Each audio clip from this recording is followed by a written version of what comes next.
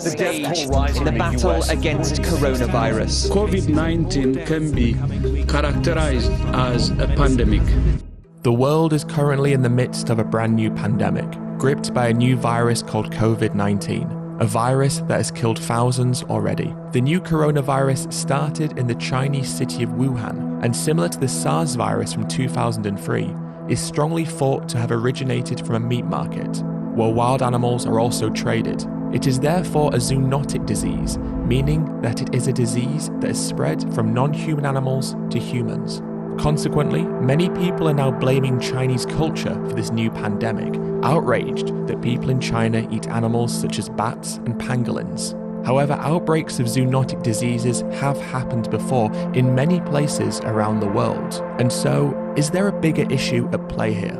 Now, undeniably, the trading of wild animals and poor regulations and standards for trading animals increases the likelihood of zoonotic diseases occurring. But to understand whether or not something like this could happen again, or anywhere else in the world, we need to look to the past and see the origins of other zoonotic diseases.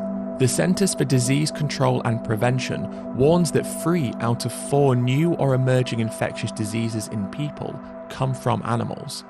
And the World Health Organization, the Food and Agricultural Organization of the United Nations, and World Organization for Animal Health have previously stated that increased demand for animal protein is one of the main risk factors of a pandemic.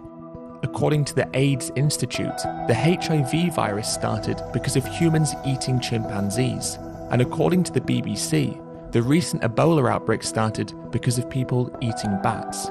Furthermore, BSE started in the UK because farmers were feeding dead cattle back to cattle, forcing them to cannibalize. In 1996, the government announced that BSE had jumped to humans. The unit has identified a previously unrecognised and consistent disease pattern. And the genetic lineage of the swine flu pandemic was traced back to a pig farm in the US. The one thing that all of these diseases have in common is that they are linked to our exploitation of non-human animals. In a similar way, because COVID-19 is strongly believed to have started in a meat market, the virus was passed to humans in an environment that only existed because of our desire to eat animals. Zoonotic diseases can be created in any country, and regardless of the country they originate from, our exploitation of animals increases the risk of these diseases emerging. COVID-19 is just the latest in a long history of deadly diseases, many of which have been exacerbated because of what we do to animals, and most likely, it will not be the last. And what awaits us in the future could potentially be even more deadly and destructive. It's easy for us to blame China for what is happening because it removes accountability from our own actions. But there have been extreme cases of xenophobia where people who appear Asian have been assaulted simply for the way that they look. When I looked over, there was someone filming me. It was just coronavirus being repeatedly shouted at me. He punched me twice. The first time he missed, the second time he got me right in between the eyes, and it hit my glasses. My glasses flew off, and my glasses broke my nose as well. Speaking of the virus, police say it may have played a role in this attack. Commenters on Twitter say he even called the woman diseased. Every disease has ever came from China, homie. Everything comes from China. It's disgusting. Yet as history shows us, the problem isn't country-specific or culturally specific. And so, if you're stockpiling toilet roll, perhaps it's important to look at what else is in your shopping trolley. Or if you disagree with people eating bats, then the question is, what is the difference between eating bats or eating pigs or chickens?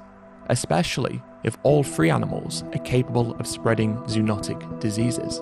Some zoonotic diseases we can do very little to stop or avoid, but surely that provides us with even more of a reason for us to change our behaviours in order to stop the ones that we can avoid, especially when those ones have historically been among the most pernicious, severe, and destructive of all.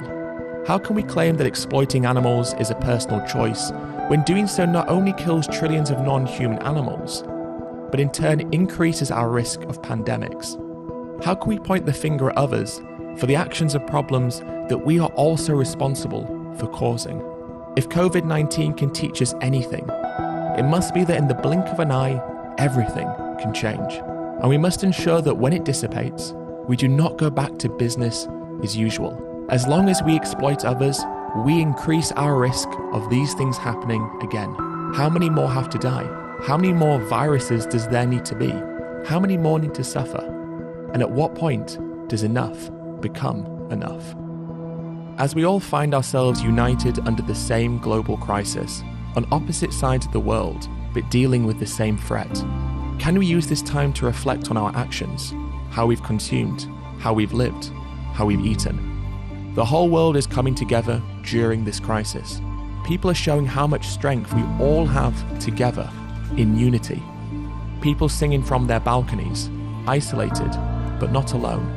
It is times like these where we see the beauty of our species and the interconnectedness of all life. We share this planet together as a species, but also among others as well. Let us use this crisis to learn from our mistakes. Let us learn to treat everyone who lives here with respect, and to also respect the planet itself. We may not be able to end all suffering or all pandemics, but we can come together to end those that are caused by our exploitation of others.